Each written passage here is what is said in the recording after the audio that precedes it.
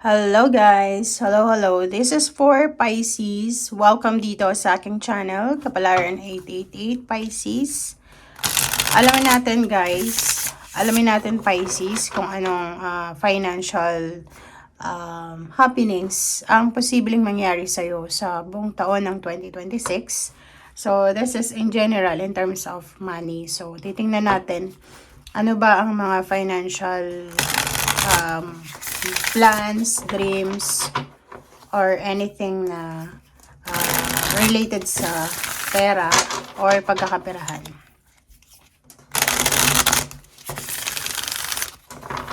Alright, so Pisces.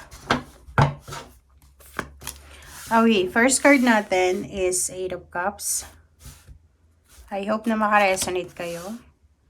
Ace of Pentacles. This is money, career, financial. I hope na nakikita nyo guys. Pasensya na kasi layo ng ng camera. Okay, Four of Pentacles. Ten of Wands. And then Page of Pentacles. 2, 4, 2, 4, 6, 7. Okay, 7. Okay, Pisces. Kung makikita mo dito, basahin natin. Eight of Cups, Ace of Wands, Three of Swords, Page of Wands, Four of Pentacles, Ten of Wands, and Page of Pentacles. So, ang nakikita natin dito sa 7 cards na yan is ikaw ay sobra-sobra kang abala ngayong 2026. So, nakikita mo tong Ten of Wands. Okay? Tingnan mo siya. Itong Ten of Wands na to, nagsasabi sa'yo. Kasi dalaw yung pages mo eh. Pages of Wands and Pages of Pentacles. Page of Pentacles and Page of Wands. So, nakikita natin dito na sobra-sobra yung responsibilidad mo. So, siguro CEO ka ba ng isang business? Breadwinner or kung ano pa man. Kasi dito sa barahang to, sinasabi ng barahan na sobra-sobrang magiging masipag ka, abala ka, sobra-sobrang trabaho ang gagawin mo sa 2026. Bakit? Kasi nakafocus ka sa Page of Wands. So, kumbaga, isa sa rason kung bakit gusto mong magtrabaho ng magtrabaho, kasi gusto mong makuha kung ano yung gusto mong makuha sa buhay mo. So, marami kang mga pinaplano. So, hindi lang 2026 yung plano mo, moving forward pa sa future, especially sa money. So, kung makikita mo dito sa Page of Wands and Page of Pentacles, sinasabi ng baraha sa'yo na sobra-sobra yung motivation mo. Sobra-sobra yung motivation mo, sobra-sobra yung determination mo para sa financial dreams mo. Okay? So, ibig sabihin yan, meron dito mga Pisces na kahit may edad na kayo, maybe 50, 60 years old, still you're wishing for good life. And nakikita ko several travels ang pwedeng gagawin mo sa 2026. So, pwedeng ikaw ay magta-travel international, sa local, or pwedeng may mga lilipat ng bahay.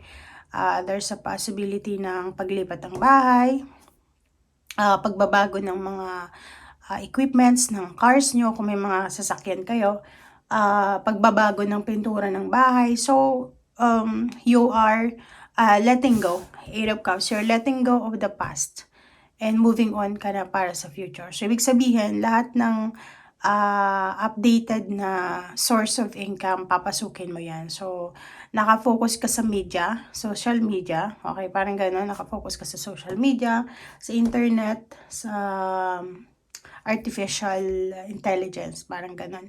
So, AI.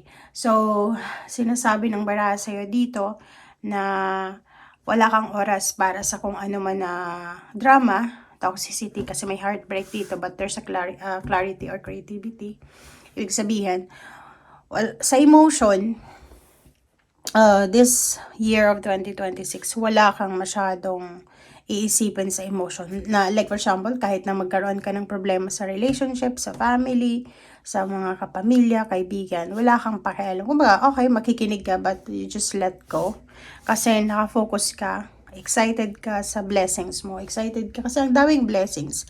Ang daming exciting na twist na pwedeng mangyari this year. And nakafocus ka din sa pagiging matipid, nakafocus ka sa pagsisave ng pera, nakafocus ka sa pagpaparami ng iyong salapi. Okay? So, let's check. Ano pa ba? This is for Pisces. Tingnan natin, guys. Kumuha tayo dito ng isa pang baraha. Please comment down below if you are here. Nasaan ka ba ngayon, Pisces? Saan ba umaabot ang ating readings? Pagpasensyahan nyo na, guys, yung setup natin na kasi hindi ko maghanap-hanap yung tamang setup. Maayos ko siguro to sa mga susunod na buwan.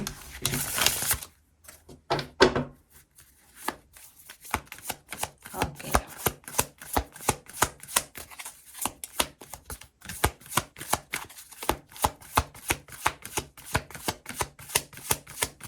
Alright, Pisces. Okay.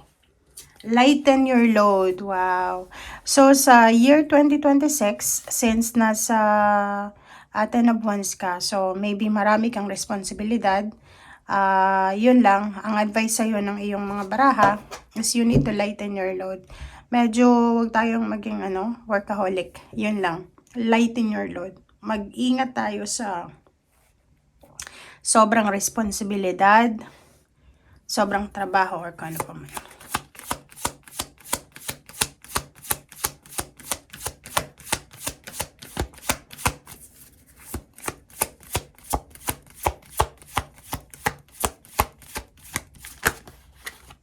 Okay. Well-being. So, yun. Sinasabi ng baraha sa'yo dito na may mga Pisces na kailangan nyong magdahan-dahan sa mga trabaho nyo kasi pwedeng apektuhan yan yung well-being mo. So, make sure na okay lang magtrabaho, okay lang na maging hardworking tayo, but make sure na there's a balance. Answers.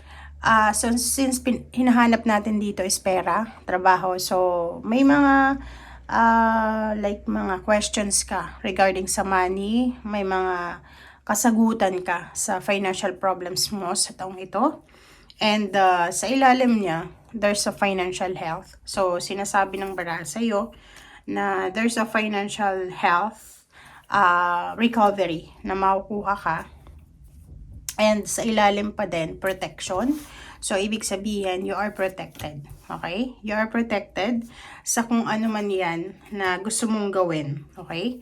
So, ibig sabihin yan, Pisces, this year of 2026, sobra-sobra kang, marami kang duties and responsibilities. Especially kung ikaw ay may-ari ng business, self-employed, or freelancer ka.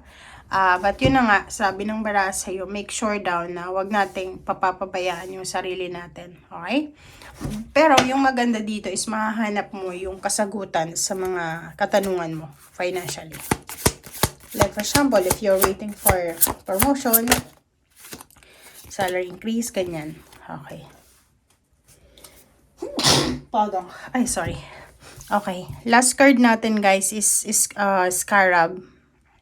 Beetle Spirit. Magic works through you. So, etong last card na to, sinasabi 52-7. So, kung ano man tong hinihintay mo, there's an answer coming para sa'yo financially. Sinasabi ng baraha na this one is Magician. So, lahat magiging maganda.